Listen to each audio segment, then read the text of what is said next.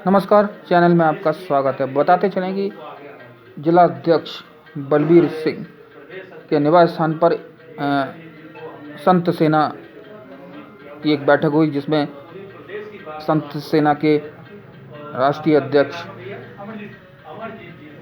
अरविंद कुमार जी,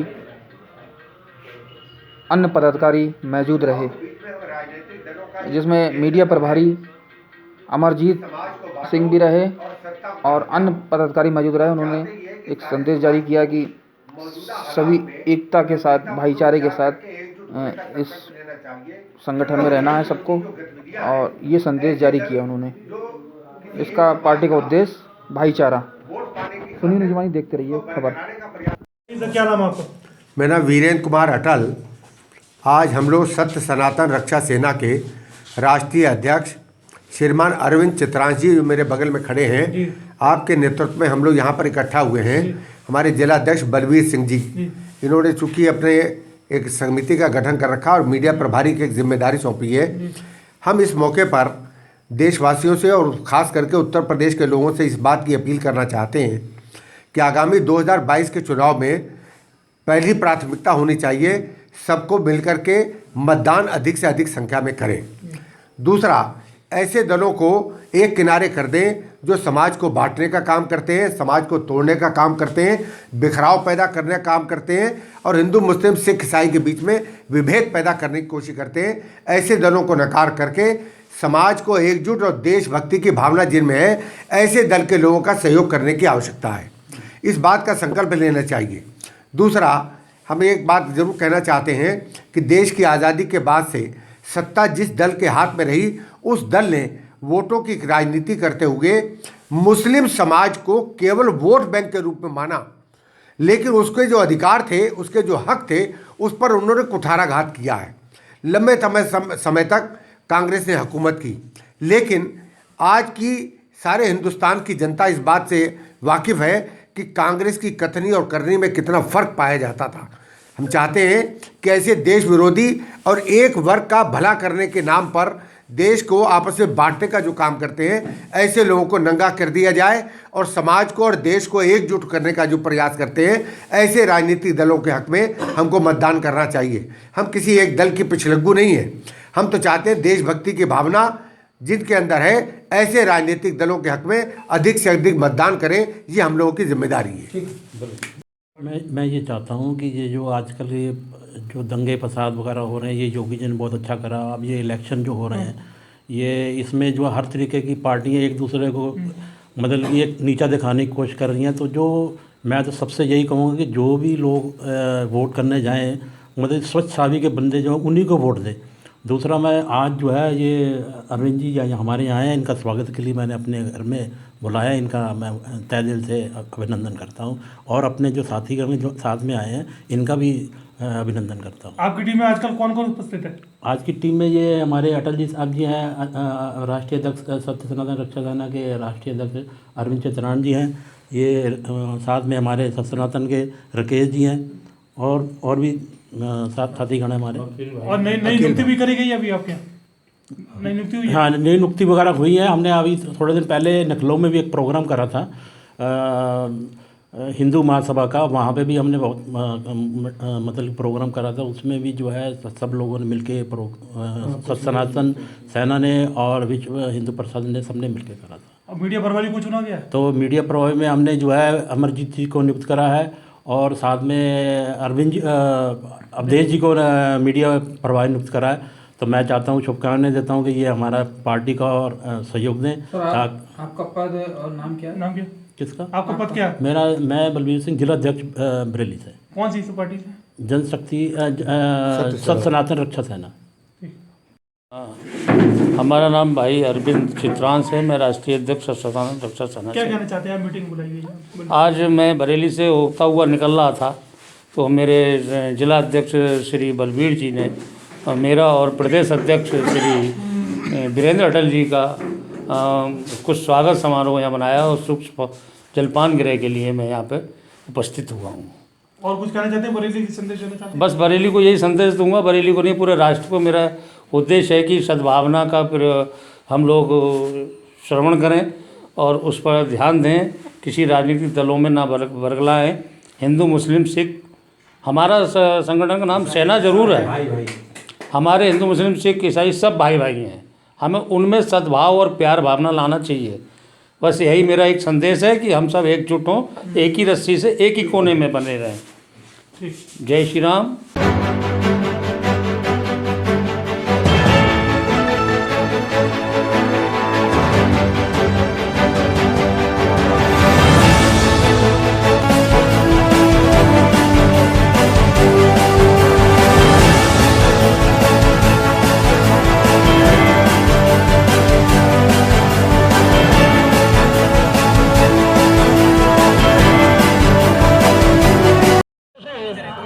नमस्कार, चैनल में आपका स्वागत है। बताते चलें कि चित्रगुप्त चौराहे का अनावरण किया गया है, जिसमें मुख्य अतिथि के रूप में डॉक्टर अरुण कुमार विधायक भाजपा से और डॉक्टर मेयर उमेश गौतम जी, पार्षद शालिनी, अन्य पार्षद मौजूद रहे, पदाधिकारी मौजूद रहे। उन्होंने बताया कि इस चौराहे का अनावरण करने से साफ सुथरा रहेगा और लोगों को इसके बारे में जानकारी मिलेगी। सुनील जमानी, देखते रहिए खबर। सर, आज यहाँ पे क्या कार्यक्रम हुआ? देखिए, आज चित्रगुप्त तिराहे का, भगवान चित्रगुप्त जी के नाम पर इस तिराहे का लोकार्पण हुआ है, जो हमारे यहाँ के लोकप्रिय विधायक आदरणीय डॉक्टर अरुण कुमार जी और हमारी क्षेत्रीय पार्षद आदरणीय शालिनी जौहरी जी के प्रेरणा से, उनके प्रयासों से ये स्वीकृत हुआ था। आज इसका लोकार्पण हुआ है, तो सभी पार्षदों की तरफ से मैं यहाँ की जनता को बधाई देता हूँ कि एक बहुत बड़ा काम, ये जो ख़ास तौर से तिराहा है, सुंदरता के नाम पर यहाँ सिर्फ गंदगी का ढेर रहता था। आज यहाँ से निकलने वाली जनता इसको भगवान चित्रगुप्त के नाम से जानेगी और एक भव्य और एक सुंदर जगह ये तिराहे के रूप में दिखाई देगी। भगवान चित्रगुप्त के चरणों में नमन करते हुए मैं इस क्षेत्र के अपने सभी भाइयों बहनों को मुबारकबाद दूंगा कि हमारे मेयर साहब ने और नगर निगम के सभी पार्षद ने, विशेषकर इस क्षेत्र की पार्षद बहन शालिनी जौहरी के अथक प्रयासों से ये जगह जो कूड़े का ढेर रहता था, इस जगह का बड़ा ख़राब दृश्य रहता था, आज इसे बहुत ही अच्छा बना दिया है और अच्छा बनाएंगे। और इस जगह का नाम चित्रगुप्त तिराहा रखा गया है। यहाँ पर लोगों की एक अच्छा वातावरण होगा, एक अच्छी लुक होगी और यहाँ के सभी लोग चित्रगुप्त के उपासक हैं और उनको नमन करते हैं।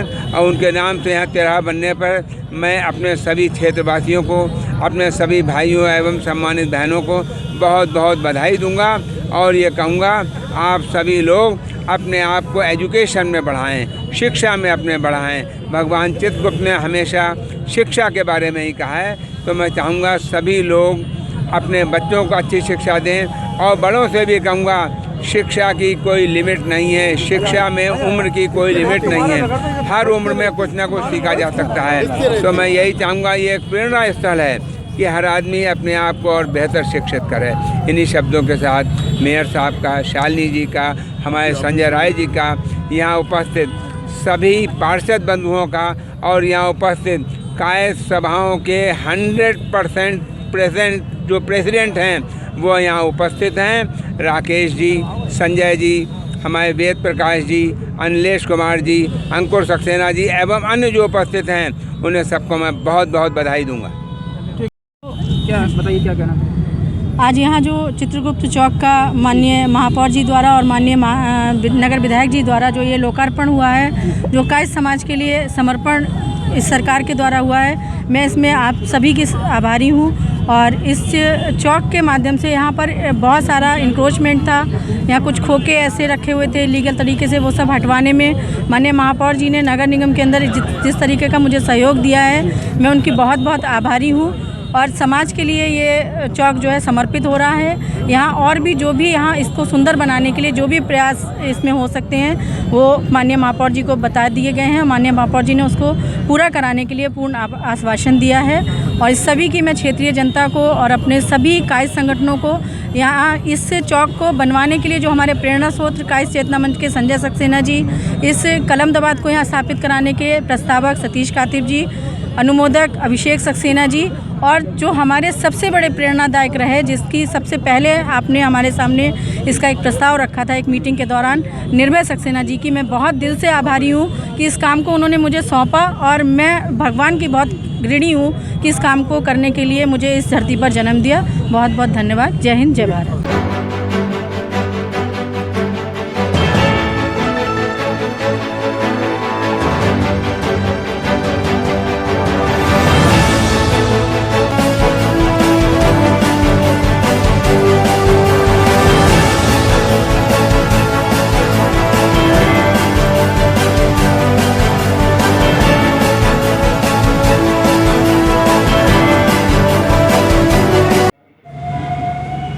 नमस्कार। क्या मामला है? क्या हुआ? रायपुरा जागीर, जहाँ फतेहगंज पश्चिमी थाना क्षेत्र लगता है, यहाँ ग्रामीण लोगों ने सेठ दामोदर पार्क पर धरना प्रदर्शन अनिश्चित करने की चेतावनी दी थी। वहीं प्रशासन बैकफुट पर आ गया, वहाँ उन्होंने धरना समाप्त करा दिया। मेरा और नाम मांगे तीरथ राम, मान ली गई हैं। सुनिए जवानी, ग्राम पंचायत सदस्य हूँ।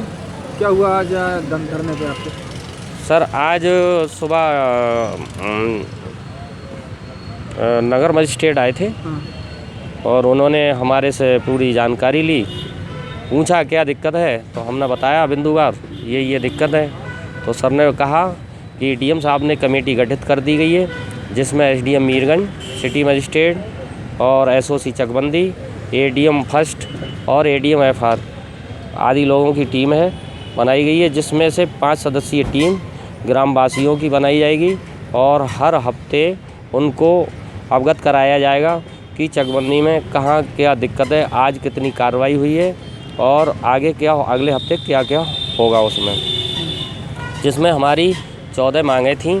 पहली मांग है ग्राम रायपुरा जागीर, परगना बरेली, तहसील मीरगंज, जिला बरेली, चकबंदी प्रक्रिया सन 1987 से चल रही है, जिसको 3 महीने में चकबंदी फाइनल कराना है। सर ने कहा ये बिंदु आपका अच्छा है और मैं 3 महीने में फाइनल करवाऊँगा। उपरोक्त दूसरा है सर कि ग्राम रायपुरा जागीर, परगना बरेली, तहसील मीरगंज बरेली में एलएमसी की भूमि के 192 गाटे हैं, रकबा लगभग 826 बीघा को कब्जा मुक्त कराया जाए। सर ने ये भी मांग मान ली हमारी। और नंबर 3 है सर शांति देवी पत्नी रतनलाल हाई कोर्ट से स्टे ले लिया था, जिसकी रिट पिटीशन संख्या 16608 दिनांक 22/4/2008 है।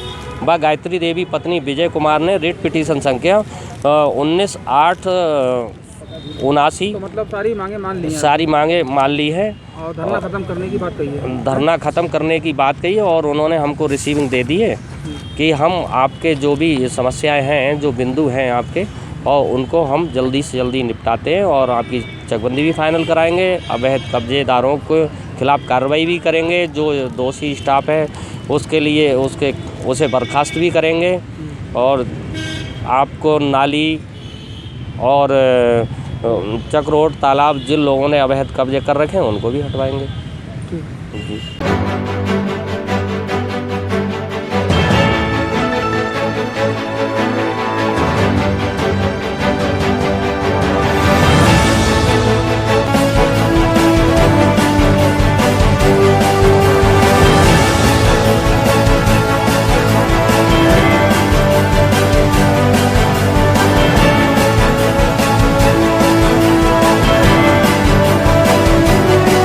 आपकी जीत हुई है बार एसोसिएशन में, क्या कहना चाहते हैं? मैं ये कहना चाहता हूँ हमारे साथी आजकल भ्रष्टाचार से बहुत त्रस्त है।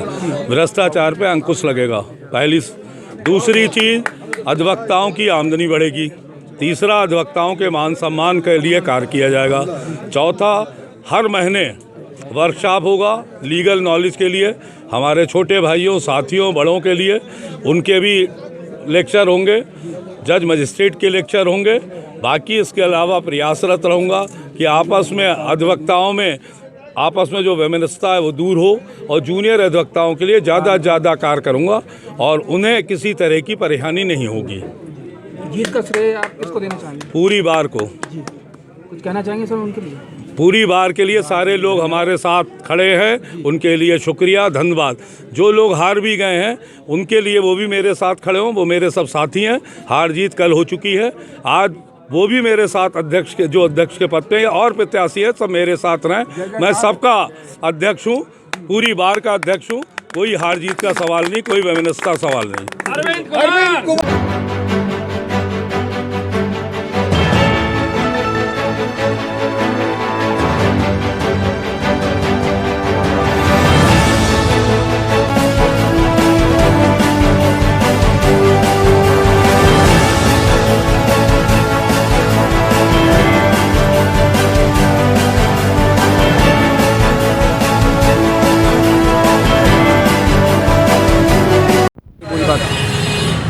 मामला ये है साहब कि विकास प्राधिकरण ने ग्राम मोहनपुर रामनगर की ज़मीन को अधिग्रहण किया था।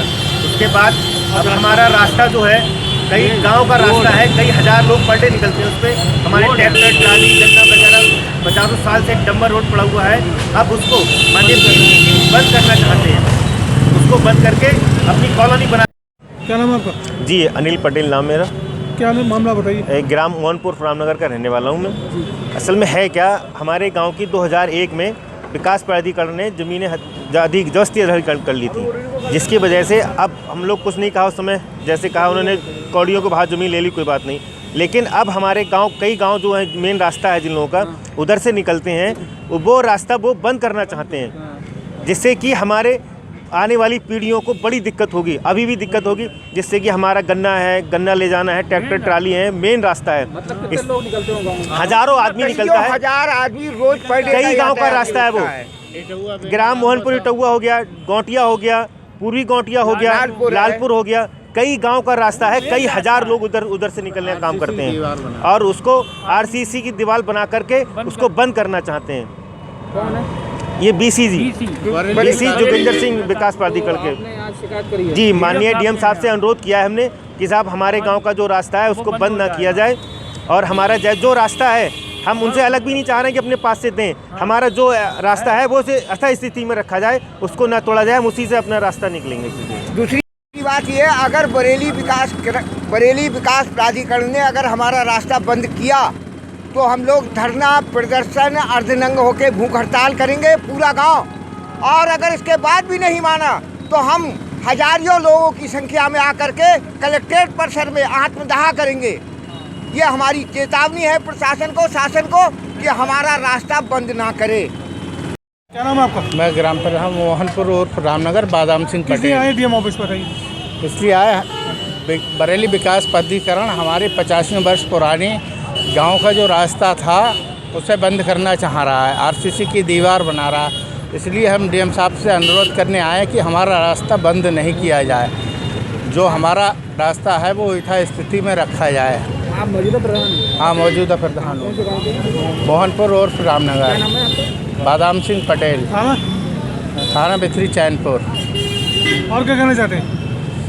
ये हमारा रास्ता बंद नहीं किया जाए सर। ठीक है।